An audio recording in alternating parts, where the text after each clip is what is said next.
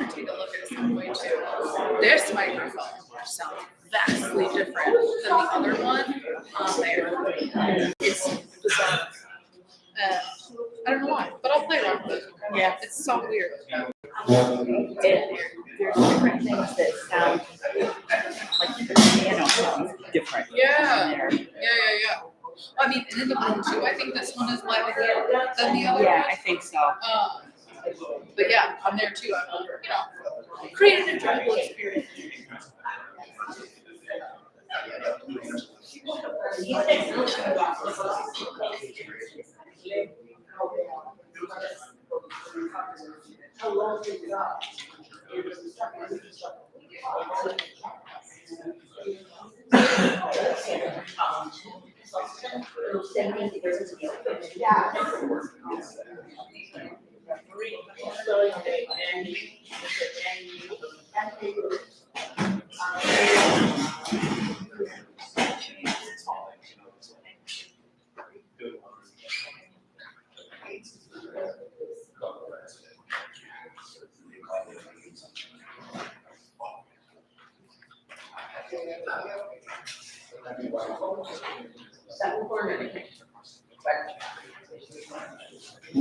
The first thing I'm going to ask as we come to order is that everyone move up.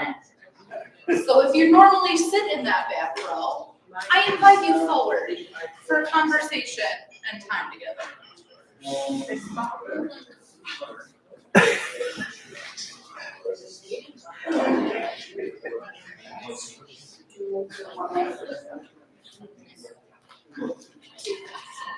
No, you don't.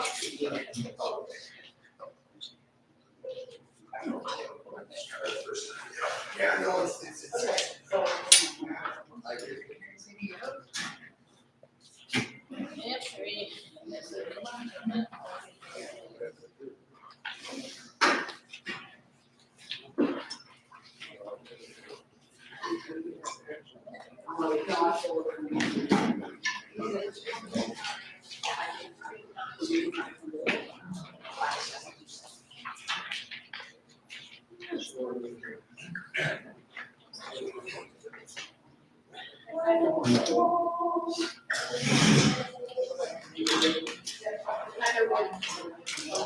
Okay. They should be.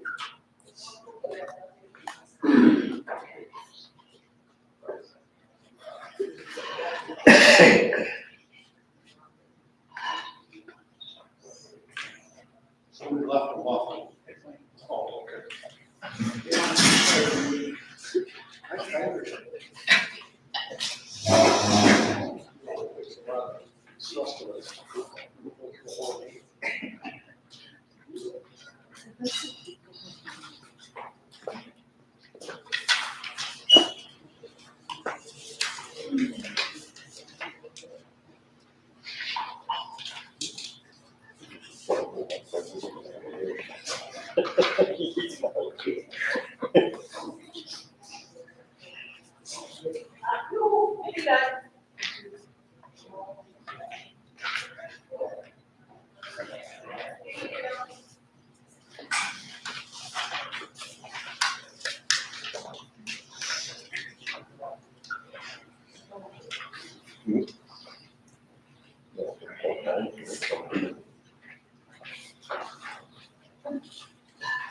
Alrighty. Thank you to our current vestry members who brought lunch today. That was wonderful. Thank you all very much. As our meeting reconvenes, polls are closed, and we continue. Pending any nominations from the floor, are there any for warden or vestry members? Beautiful. Is there a motion to accept the non-contested slate as is, electing Tom Evans for a 2-year term as co-warden, leaving one vestry member seat temporarily vacant, Patty Feeney as our clerk, Michelle Nelson as our treasurer, Jamie Turner continuing her term as co-warden, and Deb Clee, Marianne Benz, and Audette Price continuing in their roles on the vestry. Eileen makes the motion. Is there a second? We'll say Jane seconded. And all in favor? Aye. Any nays? Any abstentions? So moved. Congratulations, Tom, as our new.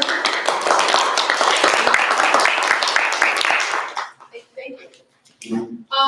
We need to approve the minutes of last year's annual meeting. Hopefully you have a chance to review those.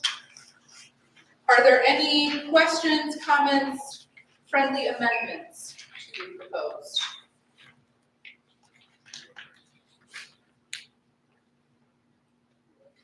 I move we accept the minutes of the 2025 annual meeting.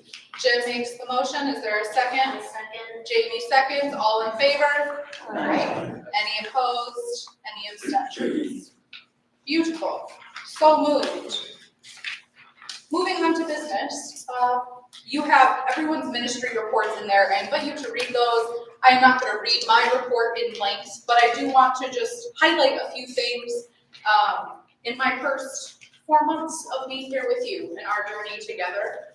I noted in there that anytime there is transition, right, there's time for reflection, there's time for gratitude, there's time for us as we're moving forward this season of firsts together.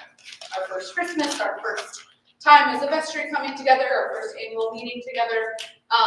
And I just want to reiterate my gratitude for all of you in that. It is no small feat to transition as a brand new priest to a new congregation while simultaneously serving another one part-time. And you all have been very gracious to me in this transition, in my time here thus far. We spent some time at a vestry meeting a little bit ago, kind of reflecting on our first 90 days together. Where have we been so far? What is there yet to do? What are our goals? And we're going to spend some time together in this large group doing that today as well.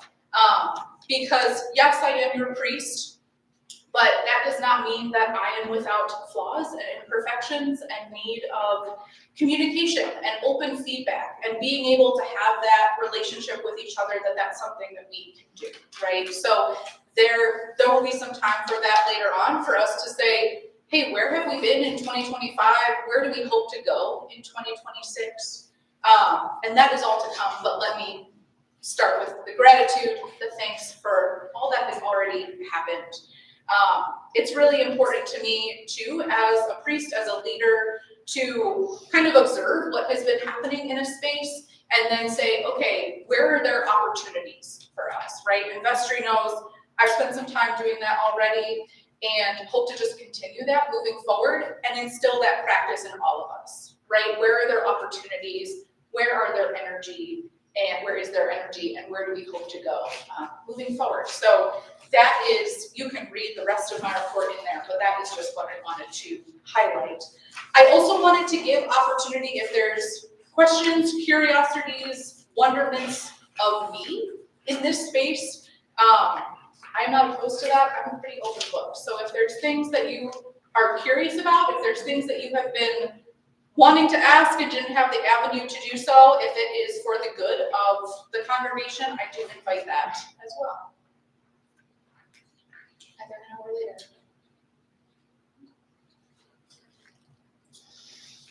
Wonderful. Then I will turn it over to Jamie for our ordinance report.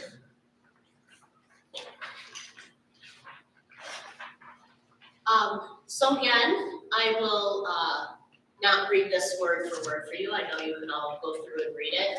But I think the message that Jim and I both agree on is just through these last 2 years, how much all of you have supported us, both with tasks, with kind words, with volunteerism, with just anything you have done. I don't want to call it a burden, but the sudden responsibility of kind of being in charge of a bunch of stuff we didn't know what to do because we're not priests. And the kindness and caring all of you have shown us and supported us is just, there just aren't words to describe how grateful we are for that. And it is because of the support you have given us that we were able to move forward and to, you know, find these candidates. But, well, okay, Virginia found them, but discern these candidates, your support through that process, your patience with us, with all of the various mistakes I know got up in heaven and said, it's okay, guys, I know you're doing your best, that we've done over the last 2 years, but we're forever grateful. I will miss Jim as my partner in crime as we, and I love this term, roll him off. And no, that does not mean we are gonna roll him down the hill, In my over on the wheelchair. side, although that would have been fun, but I guess that wouldn't be allowed. I will miss my weekly calls with Jim to let me know what's what in the church. I already told Tom, you are required to call me 2 to 3 times a week, with random church things going on, or I'll feel very lonely. And she'll text you at 9 or 10 at night to give you answers. Yes. So, but again, we couldn't have done it without all of you and your support, and we're just forever grateful. We're really excited about what this new year is going to unfold. So, thank you all. As part of the wardens report, I didn't list it separately, but Jim, do you want to come forward and present the financial report and budget? I will. Before we roll it down. Before I get rolled away.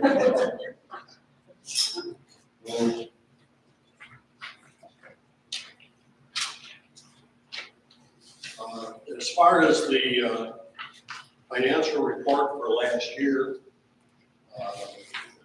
like, first of all, to thank Michelle for keeping us on track, and so we know what we're doing, why we're doing it, and it really makes a big difference to have somebody that is up on top of this stuff and takes care of it, so you don't have to question it.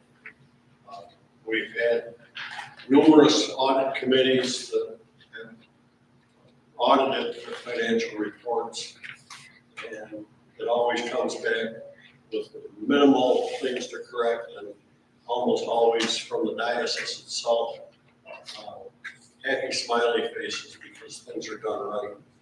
So it really is a blessing to us to have that kind of expertise that we can draw on. As far as our, there's a balance sheet in the annual report that shows all our different assets, and then the liabilities, and as we can see, the balance is out, which is a good thing. That gives you an indication of where we stand as a whole. And then in the budget section from the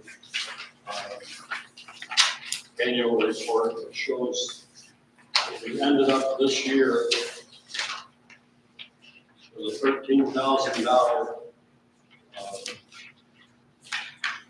Now, I don't want to say profit, but $13,000 into the black this year. Partially because Maria decided to, in her benefit and ours both, to work as a quarter-time salary position for her first 3 months until she was ordained, and now is at a half-time position. The other thing that really made a huge difference in our balance sheet was the efforts of Julie Sikora and Ginny Mazzarella to work for practically nothing just because they like to take care of us. I think they're both feeling mother henish. But they always were willing to do whatever needed to be done in support, and for very little compensation. So that was a blessing that we all enjoyed and worked for. In the future, we're going to have to kind of buckle down and be more conscious of having to make ways to bring income in so that we can afford the expenses we feel we need to make. In this coming year, we're anticipating a small deficit this year with the grant that we have coming from the diocese. And it's just a matter of us being attentive and growing. I'm not going to go into dollar figures for every item. I don't think that's necessary. If you want to look at them and have questions about any of those dollar figures, go ahead and bring them up. I don't think it's worth trying to hash through all the different lines and what they all mean. So the one big line that you need to be aware of is the income from the Apple Fest. There's also on the expense line what we spend on the Apple Fest. So we aren't making $25,000 from the Apple Fest, but about 10 when you take out the expenses. But it's still a meaningful part of our income stream. So be aware to thank the people that take care of that so that it happens. Thank you. Any questions for anybody? Or? Oh, good. Couldn't get that out fast enough. Thank you, Jen. So an additional piece of our meeting today is a vote to adopt bylaws of St. George's Episcopal Church. I became aware pretty soon after I started here that we did not have or could not find written bylaws of our church, and they're very important for a couple of reasons. One, they hold us accountable, right? We're able to say, this is a document that we voted on together, that we agreed upon together. This was, a decision of the people of our congregation, to have something to look to and say, when questions come up, how did we say we were going to do that? Or what does it mean to be a vestry member? Those kinds of questions, our bylaws give us a chance to just have a playbook, a guidebook of sorts to go back to. So I worked with a few different parish bylaws from within our diocese, things that are required to be in Episcopal Church bylaws according to our constitution and canons, and worked with the vestry to have some important conversations about what does the size of our vestry mean for us? What should that look like given the size of our parish? What should term limits look like for vestry members? Who is able to vote at the annual meeting? Who is able to be on vestry? All of that good stuff. Are there questions as you look through the bylaws of wondering why this exists? Why do we need to have this? What does this specific article section mean?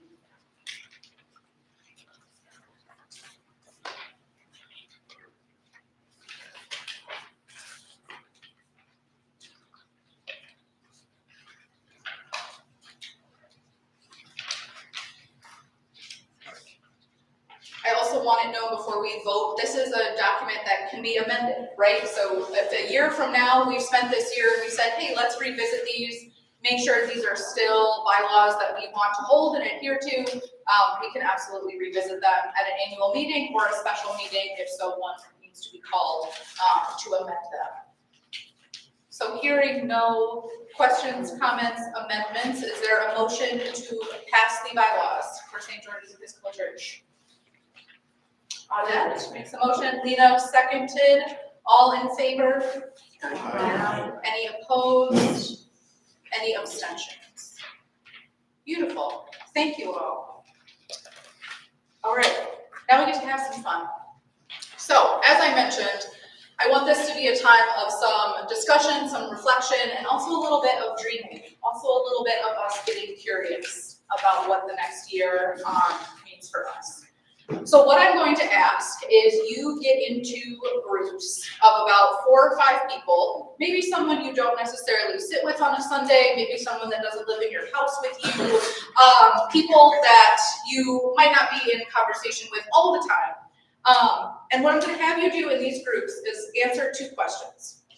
you are going to answer kind of collectively. I want you to be able to report back on one thing. What is one success that your small group is proud of from the year 2025? What's one success you're proud of from 2025? And what is one goal or dream idea that your group has for 2026? And in that, I want you to have one like concrete action step that you think we need to take to make that happen. So it's a goal, it's a vision, it's an idea, but also what's just one thing, no matter how small it is, what's one thing that needs to happen to make that a reality? So I'm gonna give us 15, 20 minutes to be in conversation and we'll come back. And I will give you like a 5-minute warning, all that good stuff, but try and spread apart, get together, groups of 4 or 5, have those good discussions, and be prepared to report on what you came up with as your group. So, go for it.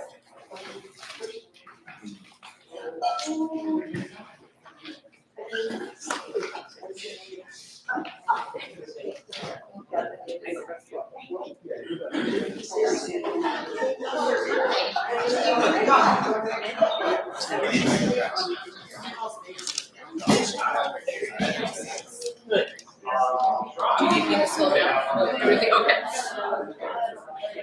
Thank you.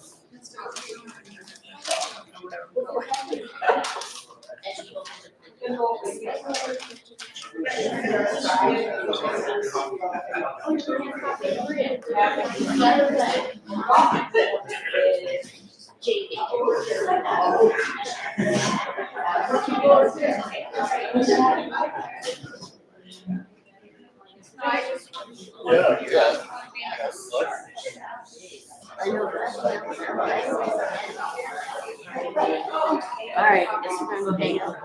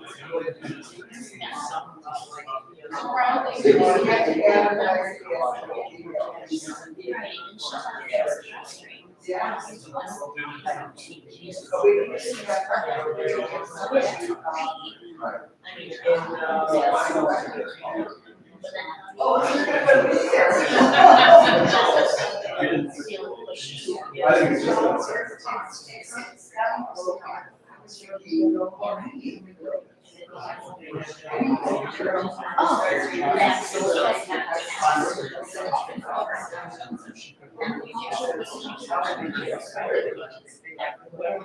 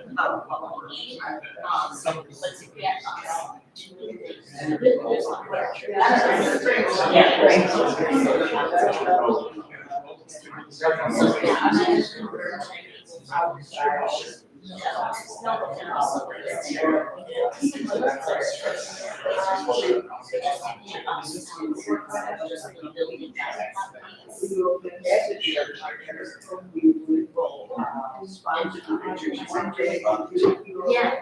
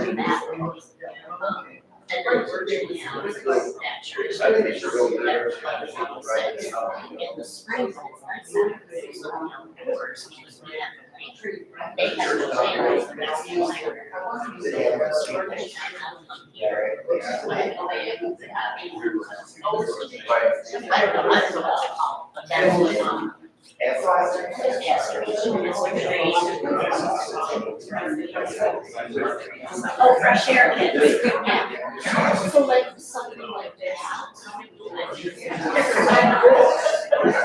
Yeah, yeah. I just like how you're.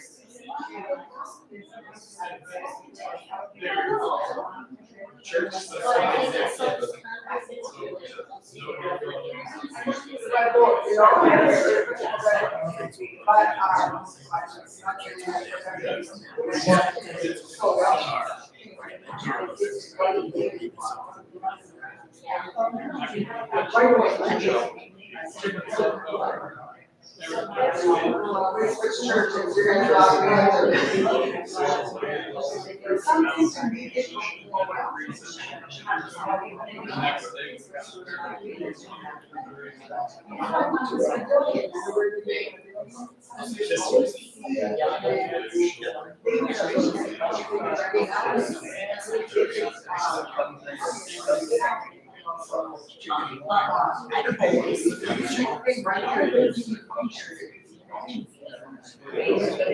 That's clarified now.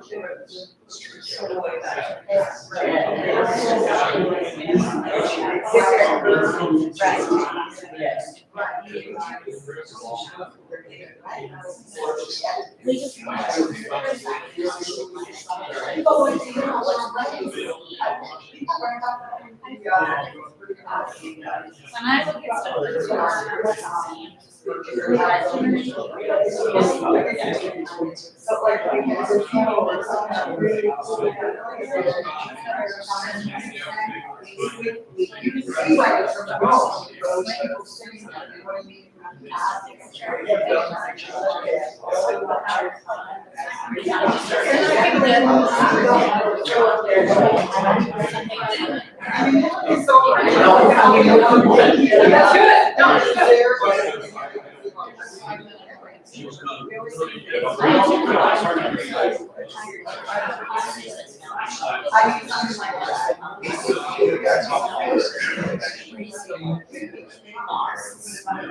She came in.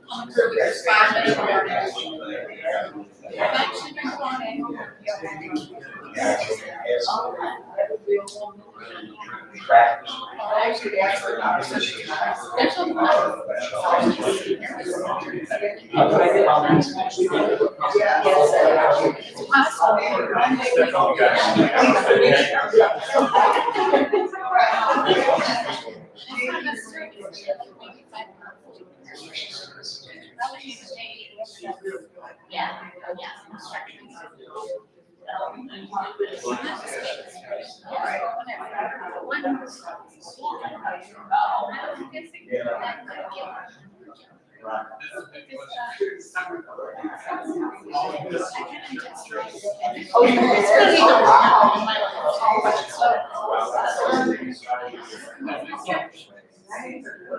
The lady that teaches me, she started it's her mission.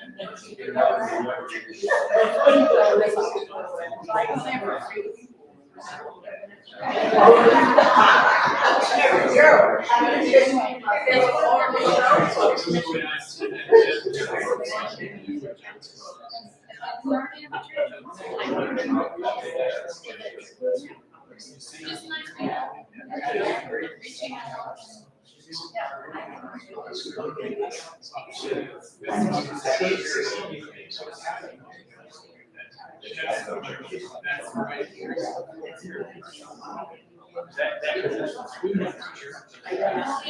Someone's right now, this one is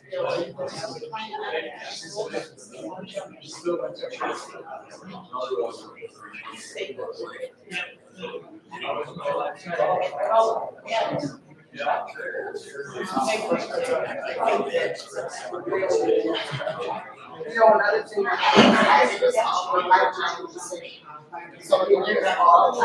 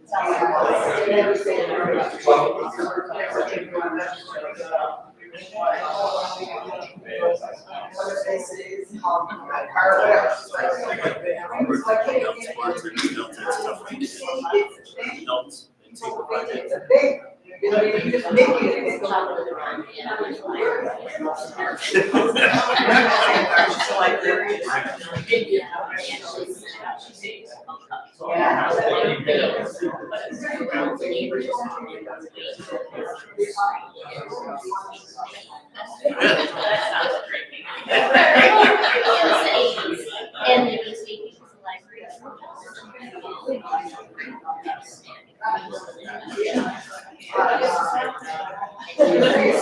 It was. It's something. All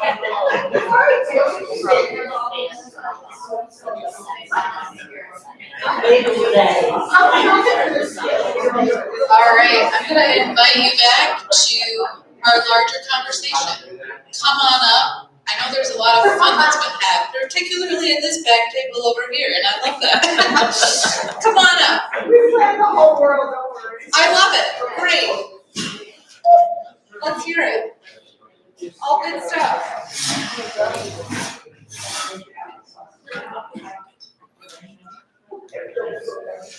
You wanna go first? I'll go first. Joel's gonna go first.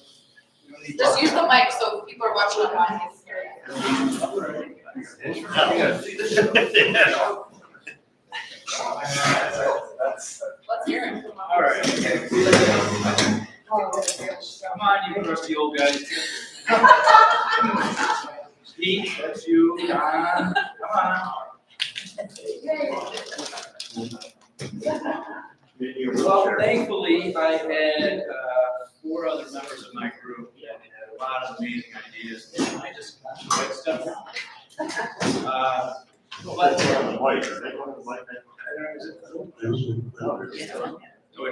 I'll get a little. I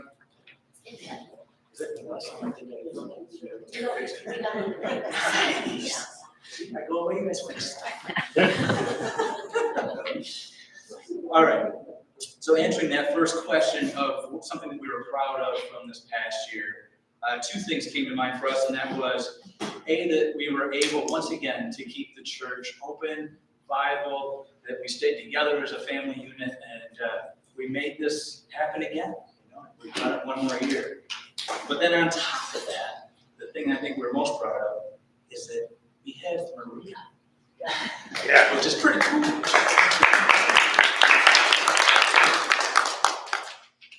All right, so then it got a little crazy. So I'll just brainstorm through here real quick. The first piece to this puzzle, I think, was something simple, and that was challenging each other or ourselves to bring one new person or one new family to church this year and see if we can start to grow things. And I know we've tried that initiative in the past in different ways. No questions. There's no questions. Yes, It's just a thought. yes, Did we do that as a bring a friend day? yes, same idea. So let's do it again. You know, I don't know. We're all constantly trying to figure out ways to grow this church. So maybe it becomes, another idea we had was maybe we make up our own month of bring a child. Preferably your child, but if you guys say you want to bring them to me, bring a child to church. You know, we devote a whole month to it. We market it, we advertise it, and try to get youth here. So that's another idea. Again, trying to figure out how to grow the church. Then from that, of course, it was this idea of could we do more for the kids? Right now, we don't have an awful lot of kids, but what are some things that we could be doing for the kids that are specific? Like at one point, I know we tried this idea of a service just for kids. In this case, maybe it's more so an event on a Saturday evening, not necessarily directly to be being a part of the service, but maybe it's just a skit or a play, and we bring them in and we help them to do that and learn that way, and again, trying to get them interested in the church. Let's see what else. The music and the choir, that was another big thing. With Kathy before, when she was here, she was doing an awful lot with the choir and kids, and if we did get this influx of kids to go down that road again, that whole music piece, because actually we did have, there he is. Yeah, he was my favorite guy when it came to music. I mean, you guys remember him going up here and playing the drum, the tambourine, right? He was the tambourine. Yellow maraca. The maraca. The yellow maraca. So music really touches, yeah, music really touches us all, and especially kids. So that was just another idea that we had. Ministry outside of church. How do we take what we do here outside? And I know for me, it's hard to do it by myself. So I think the idea was to actually get together as a group and take that outside And what does that look like? Maybe it is just going to the food shelf and volunteering again at the food shelf. I heard that we used to do that on Thursdays. So maybe it's, reaching out and seeing if we could do that and volunteer 2s or 3s, whatever it is. But getting us to take this wonderful thing that we have and take it outside of the church. And hopefully then get more people aware of St. George's. Last couple things on here. This idea, everybody goes by at 55, 65 miles an hour down Wilder, and they don't really see us. That we're not here, that we're not that visible from Wilder. And what can we do? And of course, bringing up some old ideas of the pavilion or a gazebo, but really put some thought into that to somehow make us more visible.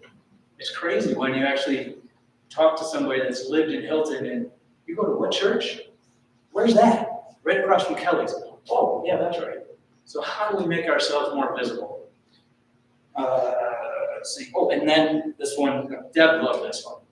Expand the garden. She was really looking for some more service hours. Didn't quite break every nail last year, so she was looking to expand the garden a little further.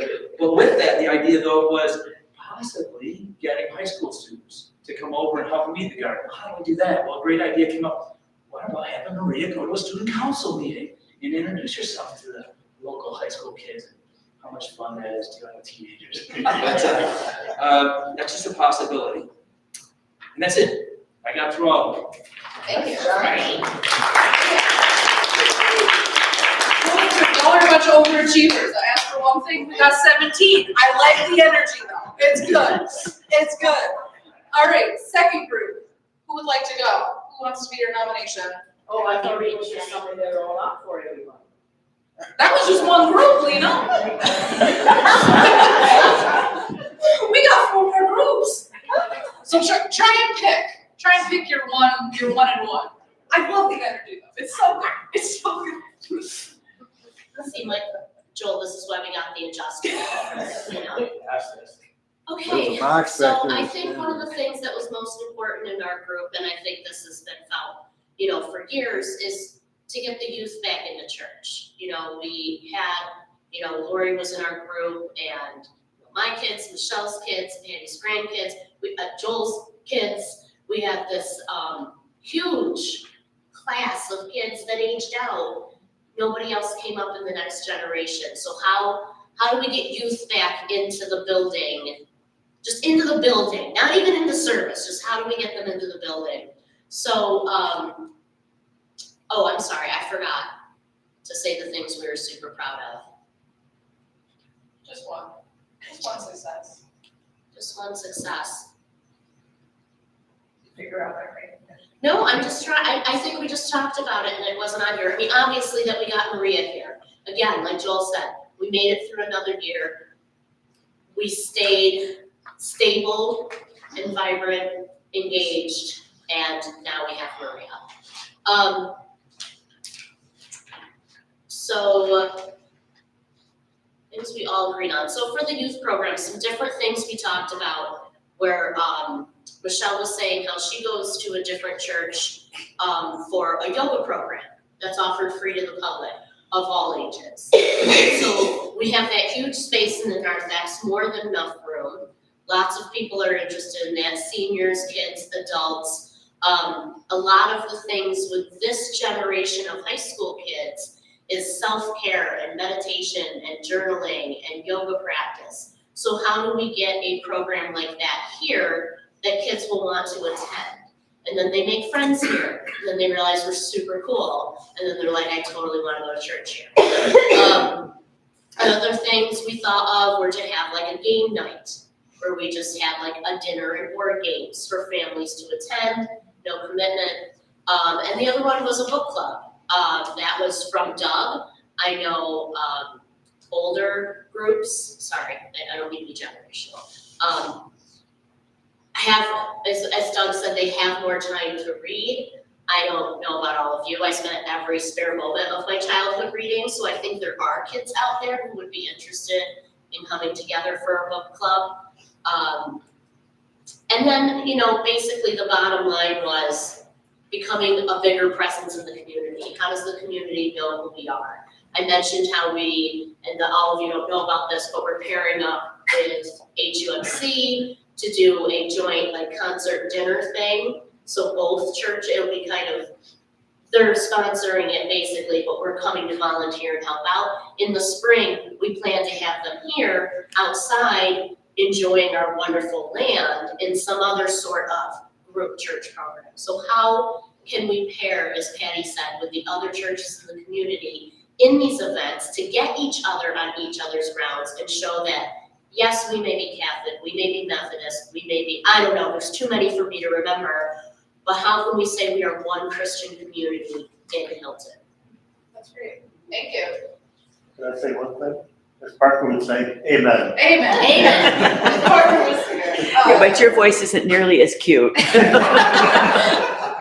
Oh, and I'm sorry, she said expand the garden as well, which Yeah. was said as well, and to get high school kids over here working in the garden. Love it. Okay. All right, Deb. group 3. Whoever wants to name themselves group 3. I didn't give you numbers, but I'm giving you numbers now. All right, one success, one thing you're hoping for in 2026 and how we're gonna do it.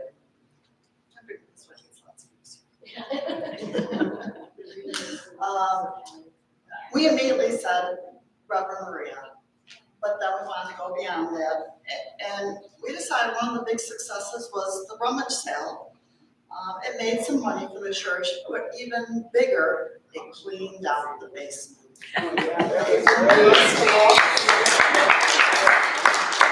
There's still probably some more fine cleaning we have to do down there, maybe February 15th. But it definitely cleared out a lot of stuff that had been just sitting there for way too long. So it was one of our successes, we thought. For a goal, we thought be more involved in the community. And from there, we think reach out to the high schools. Not just high schools, I think all schools to benefit community and it'll benefit St. George's both. We think we have a very, the Hilton community has a very strong music program. And I think if we reached out to the school music departments, the high school music teachers, there's a music teacher who uses our building currently, reach out to her and put our heads together to see how we could benefit them and benefit us. Not to charge them space money, but where we help each other back and forth with things. Maybe have a talent show for the kids and come up with some prizes, gift card or something like that. Reach out to music teachers to see if they want to use the building for lesson space. And then put on a recital here afterwards. A talent show, that type of thing. We can reach out to the Hilton Gazebo Band also. They're looking on and off for rehearsal space. But then we help them, they help us with things. They might help us on the Apple Fest or with the community garden, that type of stuff. So we want to increase our musical footprint in the Hilton community. Thank you. All right, group 4, who's ever self-designating. Awesome, Kathy.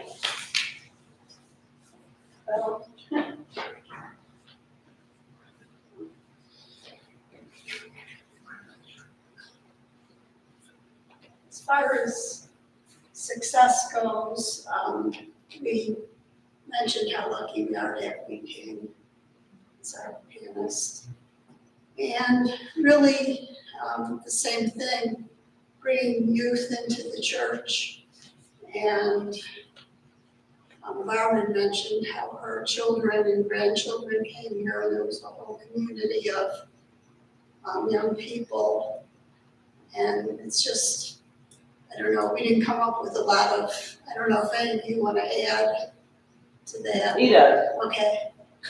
I just thought of something, it didn't come up in our group, but since the Apple Fest is really our key interaction with the largest number of public, that's where we ought to at least have a picture of where our church is in Hilton, and put a big banner up about where we are, or a giveaway that has a QR code with our address, or you know, Google Map us or whatever, right? I think that would be an opportunity.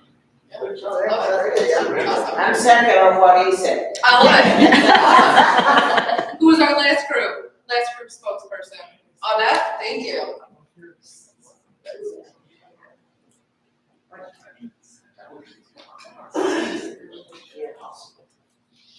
Well, what we talked about was, some of the, as our trends show, how successful that's been for the last couple of years, and there's a lot of factors that's interested in it. And then, of course, the Apple Fest is what really helps us along with that, okay? Some of the things in fundraisers is, maybe trying to do a spaghetti dinner once or twice a year or some kind of dinner, advertising it, getting in. The last church I was at, we ended up making $900 every time we did the dinner. Because word got out, everybody came, and even when I would be out on the street shopping or something, and people would say to me, "Oh, when are you going to have your spaghetti dinner? And let us know," people from the other churches in the community. Some of the other ideas I have, a lot of people talked about youth groups and stuff. Quite a while back, one of the parishioners and the priest from another church, that when we had morning prayer that we would go there, they asked about joining and being a sister church. Well, I also know that being a sister church, it's an inner city church, and them coming here, being part of our parish, and being part of our congregation. I know that probably not going to happen, but there's opportunities to correspond with this and stuff. And they reached out because they know that some of the people that are used to coming here, so they know the church. So they asked about doing retreats, which, would be a good idea, because they could come and use the church and wander around and pray outside and what have you. But they also have a big youth team, and I can't remember exactly what they play, probably something with a graphic or something. And they don't have the space to do that there, but we have the space here. And to me, I looked at, if they come here and practice and play here, and the community learns about it, the teenagers and stuff that like to play the game also could come, and maybe that would pull some of the teenagers from Hilton to want to come here to church. So those are some of the things that we talked about with the sister church. Great. I know if that's something that we're interested in, I'm sure when I reach out to Dr. Abby, he would tell his people and reach out to us. But when this happened, we didn't have a priest, and then it sort of got pushed by the wayside. And, but I think it's something that they would probably be interested in. Great, thank you. So that maybe has never happened at an annual meeting before. Some time for that sort of discussion and dreaming and thinking. And I don't want us to lose that energy. I don't want us to lose those 17, 20, 35 ideas that we have, because it's good. It's good to dream. It's good to think of what is possible. My homework for you all, if you're on Vesture, I like to give homework if you've spent time with me. My homework for all of you and all of us is that we leave here today, you think of these ideas that you've just generated, right? Having youth in the building, partnering with another church, getting out into the community, inviting other people here. I want you to start asking yourself, why? Why do we want youth in the building? Why do we want other churches to partner with us? Why is it important that we get out into the community and be a bigger part of Hilton, of people joining with us? Why? Why does it matter? What does it show us about who we are? Who does it show us about who we think God is? What does it mean to do all of that and to be church in that specific way? We're not going to have the answers for that immediately, but if we all spend a little bit more time thinking about that and discerning that, and then coming back to the table and say, this is what I think we should do and why we think it matters, that opens up a lot of doors for possibilities when we choose to get curious. So I encourage you to spend some time in that continued reflection. And I thank you for your openness and engaging in that practice together. It's good stuff. And hold each other accountable, right? That little group of 5 that you just had, a few weeks from now, ask them, like, what are you thinking? Why do you think why, right? And keep the energy going, and we'll revisit this kind of conversation in the year to come. So transitioning to our last order of business today, we have some people to thank who are rolling off of our vestry. So can I have Maureen up here, and can I have Jim up here? So reluctant, a little bit. That's good. Just oldies. And Melanie couldn't stay for the meeting, but she is also rolling off vestry. So I did not want to miss the opportunity to publicly thank these two. You have served on your vestry in a time that was really challenging and hard. And those wide eyes tell us everything that we need to know. But I hope in the difficulty, in the challenges, in that time together, there was still fruit and joy and reasons for showing up and doing that and being good and faithful servants to one another, to this place, to this community. So I thank both of you for all you have done. This is a small token of gratitude, but I want to make sure our community has the chance to thank you both for everything. So thank you so much.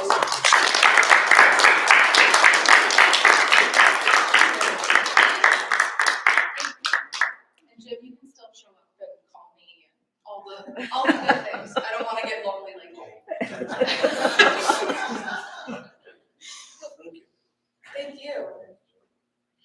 Is there anything else for the good of the order for the 2026 annual meeting of St. George's Episcopal Church? Then is there a motion to adjourn said meeting? Oh, the raffle! Joel, I want you to pick it. I know. Close your eyes. Close your eyes. Who we got? Oh, no one put their name, but they want to ban the sad creed. So, all right, the sad, drudging Lenten creed is off the table for 2026. Thank you, Jamie. We can still find joy in Lent. All right, then, now, is there a motion to adjourn the annual meeting? This should be the easiest one. Jim, Connie second, all in favor? Aye. So moved. Thank you all. Have a wonderful rest of the day. Appreciate your hard work.